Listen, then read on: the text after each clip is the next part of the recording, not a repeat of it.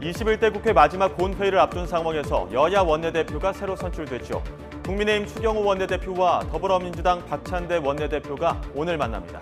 상견례 성격이긴 한데 법안 처리의 관문인 법제사법위원장을 비롯해 상임위원장 구성을 두고 치열한 기싸움이 예상됩니다.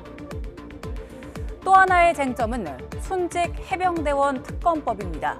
윤 대통령이 거부권을 행사할 경우 재표결이 이뤄지게 되죠. 여당의 이탈표가 주목되는 가운데 양당의 대치가 불가피한 상황입니다. 꽃다운 우리 순직 해병의 죽음과 관련된 외압 수사와 관련된 이 특검법에 대해서 여당의 의원들도 대통령실 눈치를 보지 말고 국민을 보고 이 부분은 반드시 가결할 수 있도록 설득하고 함께하고 지지, 그다음에 양심에 따른 표결을 호소할 생각입니다. 그 구체적인 대응 전략까지 우리가 다 노출시키면 이게 그냥 우리는 그냥 무너지는 거 아닙니까? 중간에 상황이 특별한 변수가 있어서 바뀌었으면 모르겠는데 매일매일 하면서 발언하는 사람의 단어 하나가 틀려서 그걸 가지고 달리 해석하는 이런 식의 우리가 서로 소통이 되면 안 된다. 해병대원 순직 사건과 관련해서는 경찰과 공수처에서 각각 수색 강행과 수사외압 의혹 두 갈래로 수사를 진행하고 있는데요. 순직 사건 10달 만에 당시 수색을 지휘했던 임성근 전 사단장이 경찰의 조사를 받습니다. 여당에선 황우여 비상대책위원장 중심으로 비대위 구성이 마무리됐습니다. 신윤 그리고 수도권 중심으로 구성됐다는 평가인데요. 강원 출신 유상범, 충북 출신 엄태영, 21대 국회 비례대표 전주의 의원 그리고 김용태 당선인이 이름을 올렸습니다.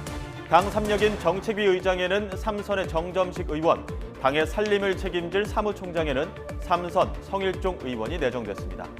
새로 구성된 여당 지도부, 오늘 대통령실과 만찬을 할 것으로 알려지기도 했는데요. 그동안 말도 탈도 많았던 탓이겠죠. 지도부는 말을 아꼈습니다.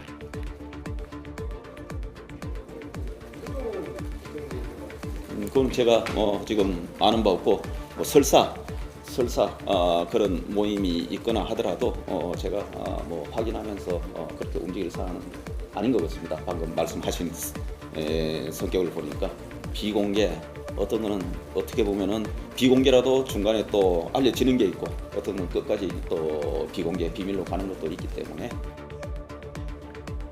선명성을 강조했던 국회의장 선거는 6선 추미애 당선인과 5선 우원식 의원으로 후보군이 압축됐습니다.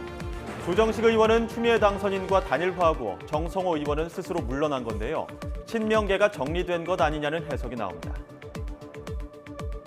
오늘 이렇게 후보를 사퇴하면서 지지 표명해 주신 데 대해서 무한한 신뢰와 또 감사의 말씀을 드리면서 또 국회를 선도하는 모범을 보이자 이렇게 뜻을 모아서. 우원식 의원은 결선이 있는데도 자리 나누듯 단일화를 이야기하는 건 유감이라며 완주의 뜻을 밝혔습니다. 국회의장 2파전 최종 승자는 누구일지 결과를 두고도 당내에선 친명과 비명의 설왕설래가 이어질 분위기입니다. 김건희 여사 명품 가방 수수 의혹과 관련해 가방을 건넨 최재영 목사가 검찰에 출석했습니다. 재작년 9월 김 여사에게 300만 원의 명품 가방을 선물하고 몰래카메라로 해당 장면을 촬영한 인물이죠. 검찰 수사는 가방 수수 의혹과 몰래카메라 촬영의 적절성 여부 등 두 갈래인데요. 검찰은 지난 9일 최 목사를 고발한 시민단체 관계자를 먼저 조사했죠. 오늘은 최 목사를 상대로 김 여사에게 가방 등 선물을 건넨 이유가 무엇인지, 윤석열 대통령 직무와 관련된 청탁은 없었는지 등을 추궁할 것으로 예상됩니다. 다음 태국 파타야에서 30대 한국인 관광객이 납치 살해됐습니다. 화면 먼저 보시죠. 현지 시간 11일 밤입니다. 잠수부들이 파타야의 한 저수지에서 시신과 시멘트로 가득 찬 시커먼 플라스틱 통을 건져 올립니다. 숨진 채 발견된 사람은 한국인 남성 34살 A씨였습니다. A씨의 어머니는 앞서 A씨가 마약을 버려 손해를 입었다며 우리 돈 1억 1천만 원을 보내라는 협박 전환을 받았다고 하는데요. 한국인 3명이 용의자로 지목됐습니다. 이 가운데 한 명은 오늘 새벽 전북 정읍에서 경찰에 붙잡혔습니다. 무슨 일이 벌어졌던 건지 잠시 뒤 취재기자 연결해 알아보겠습니다.